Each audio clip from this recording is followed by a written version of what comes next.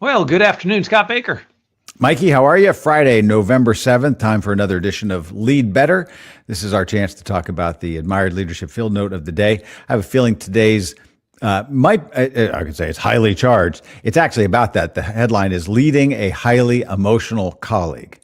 Right. Highly emotional colleague. I think that we all kind of know what that looks like and feels like. I can imagine that there's some people that might take issue with parts of this. But I think you and I can probably have a fairly calm conversation. Yeah, I think we can have a calm conversation about it, but it's odd that the valence of people's emotional tenor, like whether it's up or down, is something that we recommend to leaders that you let others maybe set the tone for the vocabulary that they want to hear in a special kind of way, that you don't always just use your own words to describe them, but that you kind of get an idea of what the vocabulary should be before you go into your own critique of something. The emotional matching is something that you don't have to wonder about, right? You're not wondering whether or not now, if they're going to be triggered into something emotionally. So this is a question. It's a convoluted question. But is there some version of let them emote first that allows you to be able to recognize what emotion should you actually be having in this situation, right? In the first situation, we're talking about going into some kind of like a feedback conversation or an annual review of some sort. So you know that you want somebody else to be able to kind of set the tone on their own. Yeah. Most of these situations, they're not controlled environments. Right. Yeah. And so we're talking about the type of people who would not set the tone well in any of those situations. Yeah. And the challenge for leaders here is that what we're dealing with is there are people, and it's not you or me necessarily. It's not anybody watching or listening right now, except for the one person that we all are thinking about. Yes. But it's everybody else in our family. If you're not sure who that is, it's probably well, it might be you. Yeah. So it's the people that they have a tendency to have a very high emotional reaction on a fairly frequent basis, right, to all kinds of scenarios, whether they're setbacks or it could be even positive, like they get wildly excited, but there's tears, there's frustration, there's anger over things that would not seem to affect other colleagues very much at all. Right. And so, but that sort of spike of emotion can all of a sudden be like this very weird drop of ointment in the champagne. Is that a metaphor? I'm not sure.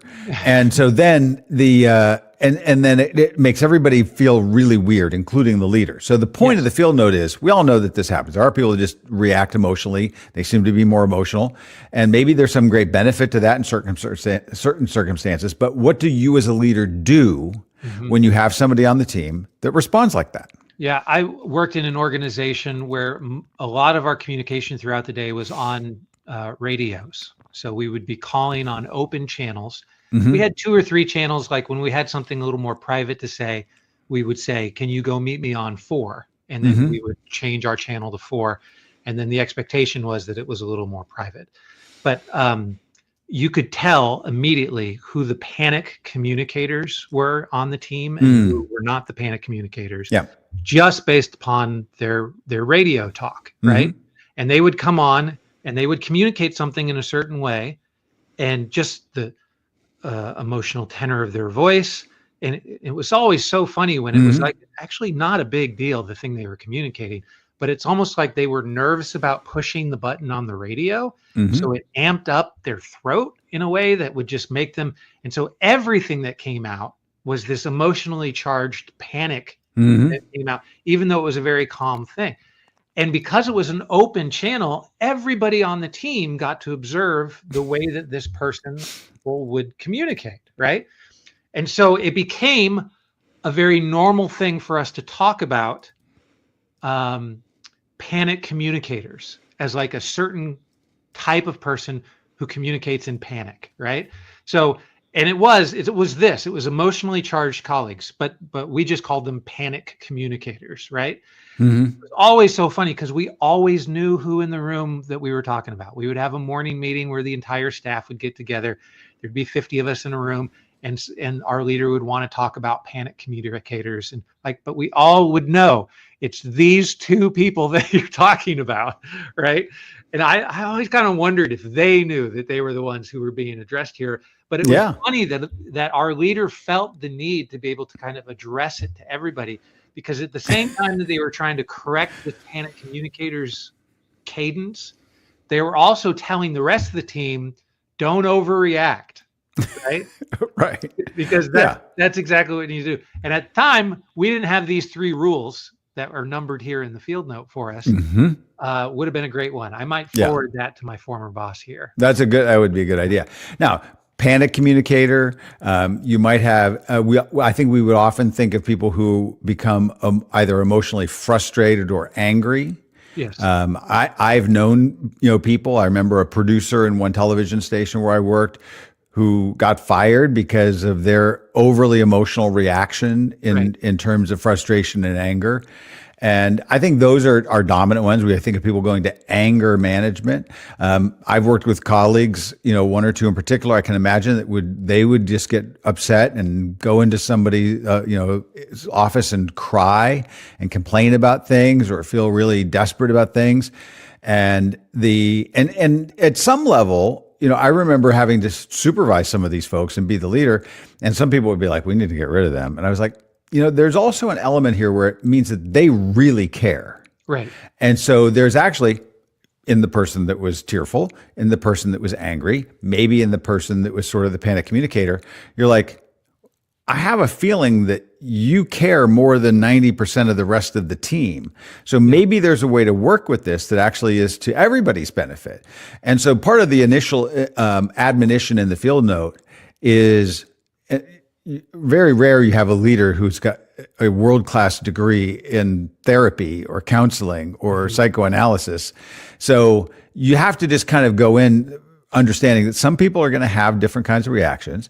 You might want everybody to have, I think the field note uses the term evenness. Right. In terms of let's all get kind of this evenness. An emotional evenness that you might prefer. Yeah. Exactly. And so now then what do we do? And that's where it goes into the rules. And the rule number 1 is label the emotions. Let's get clear on what we're dealing with. We'll come back and unpack these. Number 2 is not to engage in substantive conversations when those emotions are in high gear, right? That's a good one. And rule 3 is if a significant pause of time doesn't seem to reduce the emotionality, then ask them to put their viewpoints and issues in writing so that you can read them before you discuss.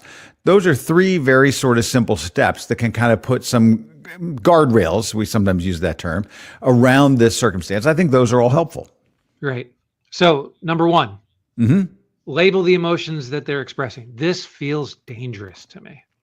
It does. So even if I say, it sounds like you're frustrated here, if I say that to you. No, not in that way. Wait a minute. You, Mikey, we just laid out the name of a rule and it's already causing you to feel a little if this was a one-on-one threatened. conversation, I wouldn't feel threatened about the way that you just said that. But if there were other people in the room, are there other words that make you feel threatened and uneasy? Yeah, if there were other people in the room, I wouldn't want you to label me as feeling threatened. I wouldn't want you to label me as feeling frustrated. I wouldn't want you to call out my anger with other people in the room. Now, it feels empathetic when it's one-on-one, but in a group, it feels like you're outing me. Sure. It's not like I'd be saying to an entire, either live or recorded podcast audience on video or audio that we should all be thinking and being mindful that Mikey's a scaredy cat. Yeah, right. That label seems pejorative, whether you meant it that way or not. Yeah, right. But you're still a little hesitant about this idea of a leader just using this language in response to kind of help give some clarity. Now, is the value here in the naming of it for the leader, or is it for getting the person to be clear about what they're expressing? Right. And I think that's probably why it feels dangerous with the way that, because these framing, I can tell you're frustrated. I can see you're angry. I see you are upset. If you're not frustrated, angry, or upset, maybe you need to hedge it a little bit in this moment, because what you're really doing is you're identifying the fact that they're emotional.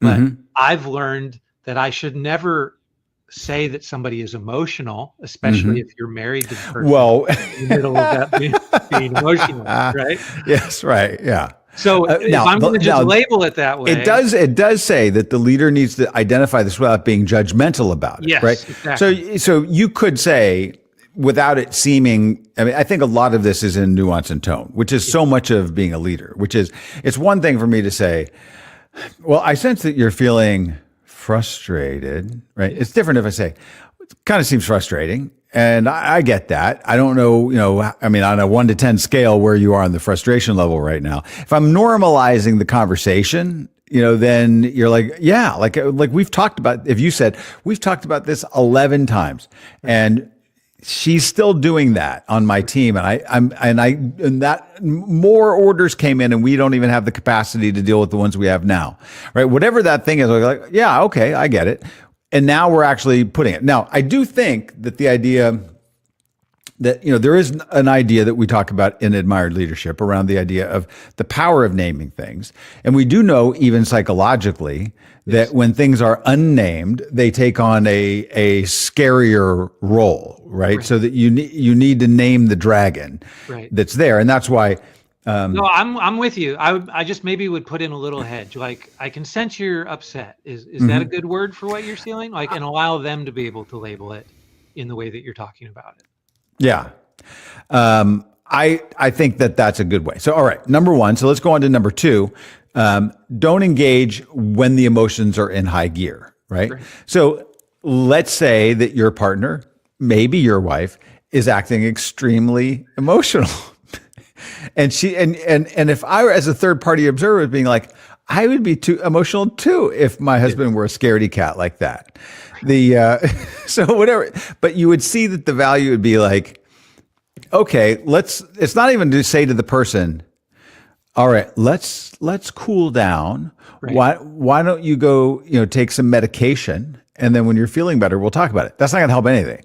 No. But you as a leader could be like, cool, well, let me think about this. And then you wait a while and then you come back to it. Yes. Yeah.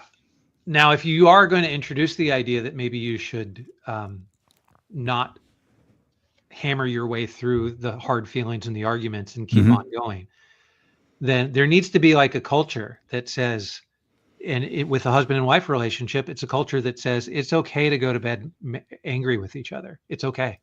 Like you hear the opposite of that so much in the advice.